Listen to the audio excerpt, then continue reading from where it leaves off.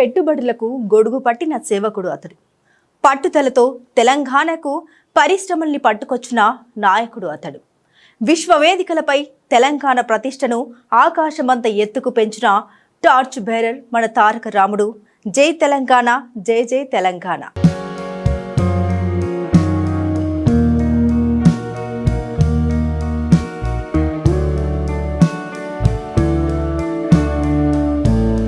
కేటీఆర్. ఈ 3 అక్షరాలు వింటే చాలు బీఆర్ఎస్ కార్యకర్తలకు పూనకం వస్తుంది. కేసీఆర్ తర్వాత అంతటి ప్రజా అభిమానాన్ని కూడగట్టుకున్న యువనేత కేటీఆర్ అంటే కల్వకుంట్ల తారక రామారావు.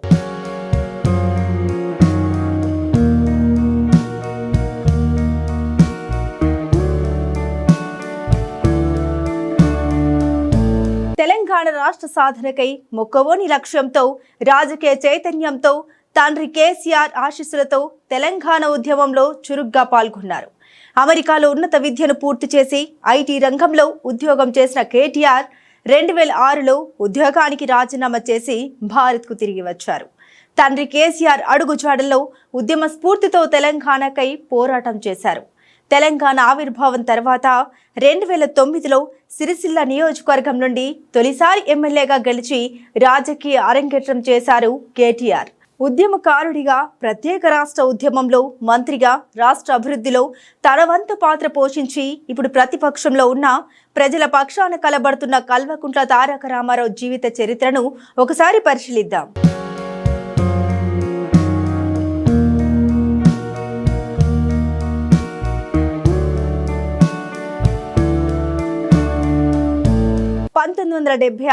జూలై 24న కల్వకుంట్ల చంద్రశేఖరరావు, శోభా దంపతులకు తెలంగాణ రాష్ట్రంలోని సిద్దిపేటలో జన్మించారు. రామారావు పాఠశాల విద్య హైదరాబాద్లోని సెయింట్ జార్జ్ గ్రామర్ స్కూల్లో జరిగింది. ఆ తర్వాత 1993లో గుంటూరులోని విజ్ఞాన కాలేజీలో ఇంటర్మీడియట్ పూర్తి చేసి హైదరాబాద్ వచ్చి మెడిసిన్ ఎంట్రన్స్ రాయగా కర్ణాటకలోని ఓ మెడికల్ కాలేజీలో సీటు వచ్చింది. కానీ అక్కడికి వెళ్లి చదవడం ఇష్టం లేక నిజాం కాలేజీలో మైక్రోబయాలజీలో డిగ్రీలో చేరారు కేటీఆర్.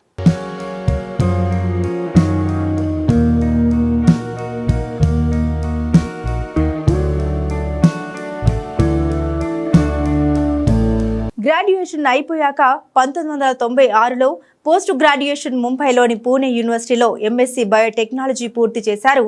ఆ తర్వాత ఉన్నత చదువుల కోసం అమెరికా వెళ్లిన కేటీఆర్ సిటీ యూనివర్సిటీ ఆఫ్ న్యూయార్క్లో 1998, 2000లో ఎంబీఏ పూర్తి చేశారు. అనంతరం అమెరికాలోని ఇంటర్ ప్రైవేట్ కంపెనీలకు 5 ఏళ్ల పాటు ప్రాజెక్టు మేనేజర్గా ఉద్యోగం చేశారు. అతి తక్కువ సమయంలోనే రీజనల్ డైరెక్టర్గా కూడా పదోన్నతి పొందారు. తర్వాత 2003లో షమీల్ని వివాహం చేసుకున్నారు. రామారావు, షమీల దంపతులకు 2 సంతానం.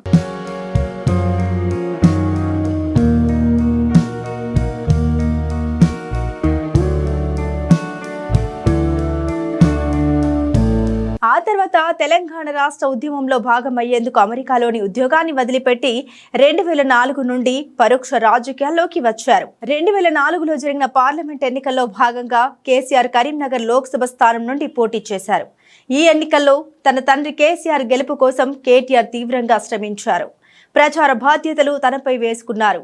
ఈ ఎన్నికల్లో సీఎం కేసీఆర్ గెలుపొందారు. ఇలా పార్టీ నేతలకు దగ్గరయ్యారు కేటీఆర్. తెలంగాణ ఉద్యమంలో కూడా చురుకైన పాత్రను పోషించారు. ఈ తరుణంలోనే 2009లో జరిగిన అసెంబ్లీ ఎన్నికల్లో సిరిసిల్ల నియోజకవర్గం నుండి తను తొలిసారిగా పోటీ చేసి సమీప ప్రత్యర్థి, స్వతంత్ర అభ్యర్థి అయిన కేకే మహేందర్ రెడ్డిపై స్వల్ప మెజారిటీతో గెలుపొందారు కేటీఆర్. అసెంబ్లీలో తొలిసారి అడుగుపెట్టారు.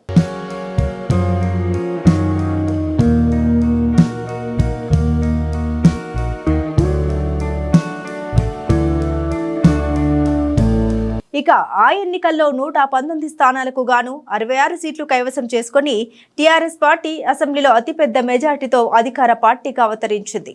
2014 జూన్ 2న రామారావు తెలంగాణ శాసనసభ్యునిగా, information technology and Panchayati Raj cabinet మంత్రిగా ప్రమాణ స్వీకారం చేశారు. అలాగే కేటీఆర్ గత మంత్రివర్గంలో ఐటీ పరిశ్రమలు, పంచాయతీరాజ్తో సహా అనేక మంత్రిత్వ శాఖల్ని నిర్వహించారు. అసెంబ్లీ ఎన్నిక సమయంలో పార్టీ ప్రచారంలో కీలక పాత్ర పోషించడం మొదలుపెట్టారు. రాష్ట్ర వ్యాప్తంగా సుడిగాలి పర్యటన నిర్వహించడమే కాకుండా పార్టీ అభ్యర్థులను నిర్ణయించడంలో అసమ్మతిని పరిష్కరించడంలో కూడా కీలక పాత్ర పోషించారు.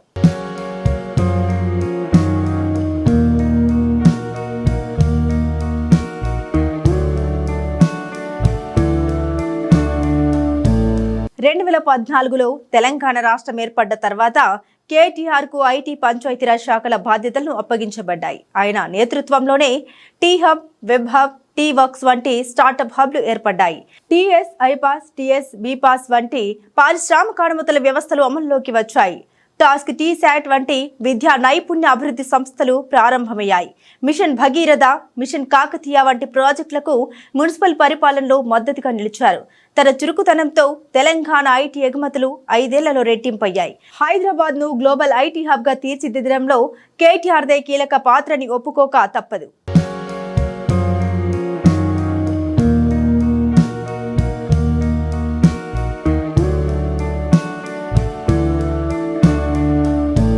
కేటీఆర్ తన ప్రసంగాల్లో స్పష్టత, ఆంగ్ల భాషలో నైపుణ్యం, డేటా ఆధారిత వాదనలు వినిపిస్తూ యువతలో విశ్వాసాన్ని పొందారు.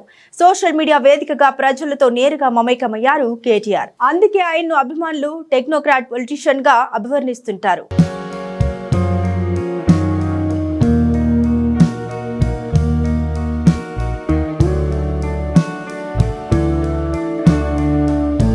హైదరాబాద్ లో తెలంగాణ రాజకీయాల్లో మరోసారి ఉత్కంఠ నెలకొంది. BRS working president Kalvakuntla Taraka రామారావుపై formula ఈ రేస్ కేసులో అవినీతి నిరోధక శాఖ విచారణ కొనసాగుతుంది. అయితే ఈ విచారణ వెనుక రాజకీయ కుట్ర ఉందని బీఆర్ఎస్ నేతలు ఆరోపిస్తున్నాయి. 2023లో హైదరాబాద్ లో జరిగిన ఫార్ములా ఈ రేస్ కు సంబంధించి ప్రభుత్వ నిధుల వినియోగంపై అనుమానాలను వ్యక్తం చేసి ముఖ్యంగా విదేశీ కరెన్సీలో జరిగిన లావాదేవీలపై దృష్టి సారించింది ఏసీబీ. అయితే ఈ రేసుకు సంబంధించిన అన్ని నిర్ణయాలు మంత్రివర్గ స్థాయిలో తీసుకున్నవేనని, అధికారిక రికార్డులు ప్రభుత్వానికి అందుబాటులో ఉన్నాయని కేటీఆర్ స్పష్టం చేశారు.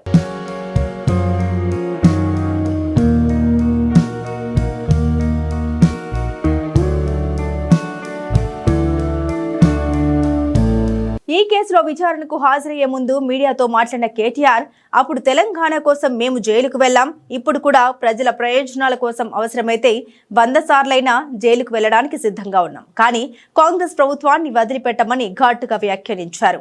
ఏసీబీ తన వ్యక్తిగత మొబైల్ ఫోన్ను సమర్పించాలన్న డిమాండ్పై కేటీఆర్ తీవ్ర అభ్యంతరం వ్యక్తం చేశారు. ఇది రాజ్యాంగ ఉల్లంఘనగా భావిస్తున్నామని, విచారణ పేరుతో ప్రతిపక్ష నేతలను వేధించడమే లక్ష్యంగా కాంగ్రెస్ ప్రభుత్వం వ్యవహరిస్తోందని ఆయన ఆరోపించారు.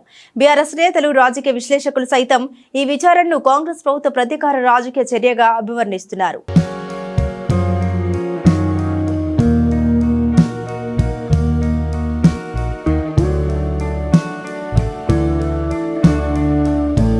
దాదాపు 8 మిలియన్ల ఇళ్లకు కుళాయి నీటిని అందించడానికి రాష్ట్రం చారిత్రాత్మక వాటర్ గ్రిడ్ ప్రాజెక్టును ప్రారంభించింది. ఈ ప్రాజెక్టు భారతదేశంలో అత్యంత విస్తృతమైన బ్రాడ్ బ్యాండ్ నెట్వర్క్ ను సృష్టించడానికి, అదే కందకంలో ఆప్టిక్ ఫైబర్ ను పిగ్గీ బ్యాక్ చేస్తుంది. గ్రామీణ పౌరులకు ఇంటర్నెట్ ద్వారా ప్రభుత్వ సేవలను అందించడానికి ఒక అడుగు ముందుకు వేసి ఆయన ఈ పంచాయతీ ప్రాజెక్టును ప్రారంభించారు.